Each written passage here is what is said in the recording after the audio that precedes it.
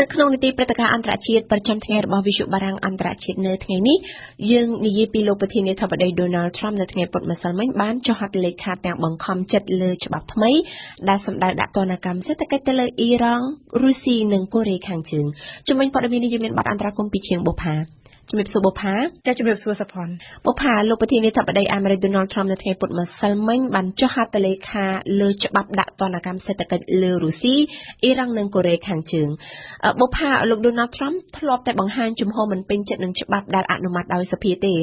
េប៉ុន្តែហេតុអ្វីបានជាលោកនៅតែចុះហត្ថលេខាលើច្បាប់នេះទៅវិញចាសភ័ណ្ឌលោក Donald Trump នៅថ្ងៃពុធម្សិលមិញបានចុះហត្ថលេខាមែនទៅលើច្បាប់ដាក់ទណ្ឌកម្មទៅលើរុស្ស៊ីគឺដោយស្ងាត់ឆ្ងាយពីភ្នែកច្រមុះរបស់កាមេរ៉ារបស់អ្នកកាសែត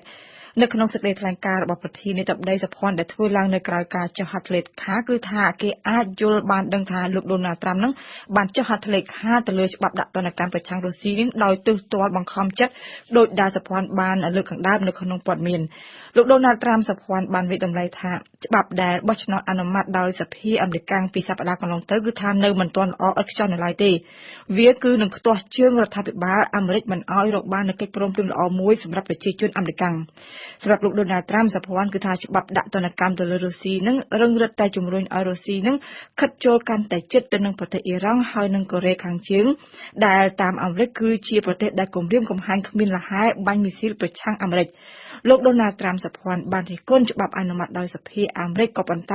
លោកនៅតែសុខចិត្តចុះហត្ថលេខាដែលបើតាមលោកគឺធ្វើឡើងដើម្បីបង្រួបបង្រួមជាតិតែប៉ុណ្ណោះក៏ប៉ុន្តែនៅលើទស្សនវិជ្ជាជាក់ស្ដែងវិញសុភ័ណ្ឌលោក Donald Trump គឺគ្មានជំរឿនអ្វីផ្សេងក្រៅតែពីចុះហត្ថលេខាប្រធានាធិបតីទៅលើច្បាប់បង្កើតឡើងដោយសភាអាមេរិកនោះទ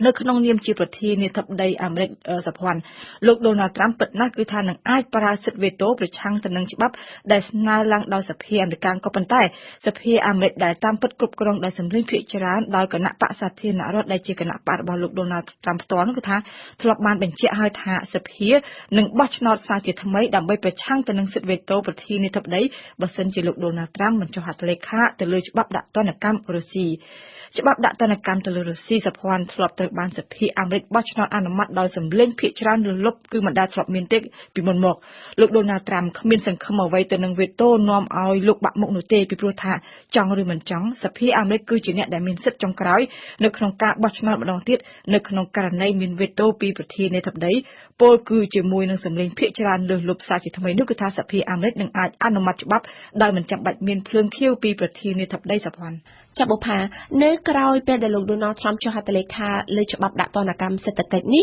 ប្រតិកម្មបានធ្លាក់មកប្រងព្រាតពីភាគីរុស្ស៊ីនិងអ៊ីរ៉ង់ដែលស្ថិតនៅក្នុងបញ្ជីឈ្មោះទណ្ឌកម្មថ្មីរបស់អាមេរិកចាសសុភ័ណ្ឌពិតណាស់គឺថាប្រតិកម្មគឺបានធ្លាក់ជាបន្តបន្ទាប់ពីខាងភាគីរុស្ស៊ីហើយនិងអ៊ីរ៉ង់ផ្ទាល់តែម្ដងក៏ប៉ុន្តែគេនៅមិនទាន់ឃើញមានប្រតិកម្មពីខាងភាគីរបស់ប្រទេសកូរ៉េខាងជើងនៅឡើយទេលោកនាយរដ្ឋមន្ត្រីរុស្ស៊ី Medvedev វិញគឺថាបានលើកឡើងពីសង្គ្រាមសេដ្ឋកិច្ចប្រឆាំងរុស្ស៊ីពីសំណាក់អាមេរិកពីព្រោះថាច្បាប់ទណ្ឌកម្មថ្មីរបស់អាមេរិកនេះសម្ដៅចង់បិទគប់វិស័យធម្មពលដែលជា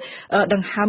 ដកដង្ហើមវិស័យដកដង្ហើមសំខាន់បំផុតរបស់រុស្ស៊ីច្បាប់អាមេរិកគឺថាមានគោលដៅរារាំងមិនឲ្យគេធ្វើជំនួញពាណិជ្ជកម្មណាមួយជាមួយនឹងក្រុមហ៊ុនធម្មពលរបស់រុស្ស៊ីច្បាប់ដាក់ទណ្ឌកម្មថ្មីទៅលើរុស្ស៊ីនេះសព្វតែពិតទៅគឺថាដើរបញ្ច្រាស់ទិសទៅនឹង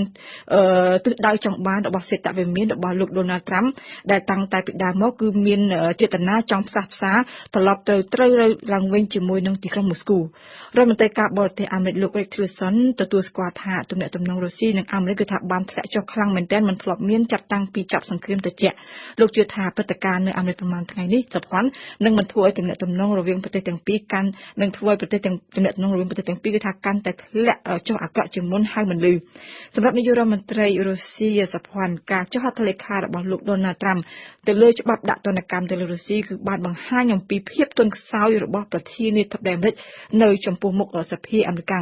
លើពីនោះគឺថាវានឹងបិទបញ្ចប់នៅរាល់ក្តីសង្ឃឹមដែលគេធ្លាប់មាននៅក្នុងការស្ដារឲ្យមានការប្រសើរឡើងវិញនៅទំនាក់ទំនងរុស្ស៊ីនិងអាមេរិក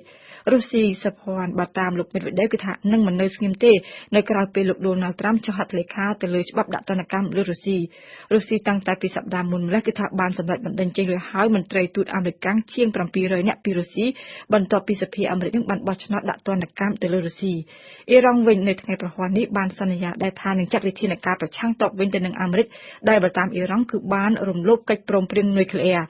នៅថ្ងៃប្រហោះនេះគឺថាតាមរយៈឧបនាយករដ្ឋមន្ត្រីអ៊ីរ៉ង់បានប្រកាសថាអ៊ីរ៉ង់នឹងបន្តពង្រឹងសាកល្បងកម្មវិធីផលិតមីស៊ីលរបស់ខ្លួនហើយនឹងពង្រឹងបន្ថែមសមត្ថភាពកម្លាំងរបស់កងទ័ពឆ្មាំបដិវត្តអ៊ីរ៉ង់ដែលស្ថិតនៅក្នុងបញ្ជីដាក់ទណ្ឌកម្មរបស់អាមេរិកសុផាន់មួយវិញទៀតបុប្ផាចំពោះការចុះហត្ថលេខាលើច្បាប់ដាក់ទណ្ឌកម្មលើរុស្ស៊ីអ៊ីរ៉ង់និងកូរ៉េខាងជើងនេះរុស្ស៊ីបរិហាថាជាការបង្កើតឲ្យមានសង្គ្រាមពាណិជ្ជកម្មចំណែកអ៊ីរ៉ង់វិញថាជាការរំលោភលើកិច្ចព្រមព្រៀងស្តីពីនុយក្លេអ៊ែរហើយសហភាពអឺរ៉ុបឯនោះវិញកាលពីមុនធ្លាប់បានតវ៉ាប្រឆាំងបែរជាផ្លាស់ប្ដូរជំហរលែងរិះគន់ទៅវិញមិនបានទៅជាអញ្ចឹងបុប្ផាចាអសភ័ណ្ឌនៅក្នុងសេចក្តីថ្លែងការណ៍នៅយប់ថ្ងៃពុធម្សិលមិញពោលគឺនៅក្រោយការចុះហត្ថលេខារបស់លោក Donald Trump ប្រធានគណៈកម្មការអឺរ៉ុបផ្ទាល់គឺលោក Jean-Claude Juncker បានលើកឡើងថាជារួមសហភាពអឺរ៉ុបគឺពេញចិត្តទៅនឹងជំហរដាក់ទណ្ឌកម្មរបស់អាមេរិកទៅលើរុស្ស៊ីជាការពិតគឺថាកន្លងមកសហភាពអឺរ៉ុបធ្លាប់អរិភាពនិងធ្លាប់បានតវ៉ារិះគន់ច្រើនដងនៅច្បាប់ដាក់ទណ្ឌកម្មថ្មីរបស់អាមេរិកទៅលើរុស្ស៊ីពីព្រោះថាច្បាប់ថ្មីរបស់អាមេរិកនឹងសភ័ណ្ឌត្រូវបានអឺរ៉ុបចោទប្រកាន់ថាធ្វើឡើងដោយឯកតោភាគីហើយនឹងធ្វើឲ្យប៉ះពាល់ដល់ផលប្រយោជន៍របស់ក្រុមហ៊ុនអឺរ៉ុបជាពិសេសគឺបារាំងនិងអាល្លឺម៉ង់តែម្ដងដែលកំពុងតែធ្វើចំនួនទិញនាំចូលប្រភពថាមពលពីប្រទេសរុស្ស៊ីនៅត្រង់ចំណុចនេះខ្ញុំចង់បញ្ជាក់ថាកន្លងមកសភ័ណ្ឌអឺរ៉ុបហើយនិងអាមេរិកគឺបាន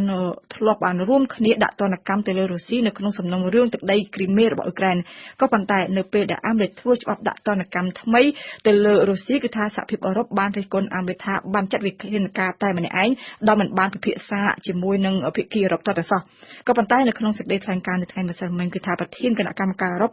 បានបង្ហាញជំហរពេញចិត្តមកវិញទៅលើច្បាប់ដាក់ទណ្ឌកម្មថ្មីរបស់អាមេរិកពីព្រោះបើតាមលោកគឺថាសភាអាមេរិកនឹងបានយល់ព្រមកែប្រែចំណុចមួយចំនួនដែលនិយាយពាក់ព័ន្ធទៅនឹងក្រុមហ៊ុនអឺរ៉ុបតាមលោកJean-Claude Juncker សភាអាមេរិកគឺបានស្ដាប់ឮកង្វល់របស់ភាគីអឺរ៉ុបហើយនឹងបានសន្យាពិភាក្សាជាមួយនឹងភាគីអឺរ៉ុបដែលជាសម្ព័ន្ធមិត្តនឹងជាមុននឹងអនុវត្តនៅចំណុចណាមួយនៃច្បាប់ដាក់ទណ្ឌកម្មប្រឆាំងរុស្ស៊ីយ៉ាងណាក៏ដោយជាចុងក្រោយសភ័ណ្ឌប្រធានគណៈកម្មការអឺរ៉ុបស្វាគមន៍ច្បាប់ថ្មីក៏ប៉ុន្តែជាមួយគ្នានោះលោកក៏បានពន្យល់ឲ្យដឹងដែរថាអឺរ៉ុបត្រៀមខ្លួនរួចហើយនឹងថានឹងអាចប្រតិកម្មបកវិញនៅក្នុងរយៈពេលតែប្រមាណថ្ងៃនៅក្នុងករណីណាដែលច្បាប់ដាក់ទណ្ឌកម្មរបស់អាមេរិកនឹងទៅលើរុស្ស៊ីនឹងមានប៉ះពាល់មានចាស់ផលប៉ះពាល់ខ្លាំងទៅដល់ក្រុមហ៊ុនអឺរ៉ុបសភ័ណ្ឌអរគុណបុប្ផាចំពោះបទអន្តរាគមន៍នៅថ្ងៃនេះ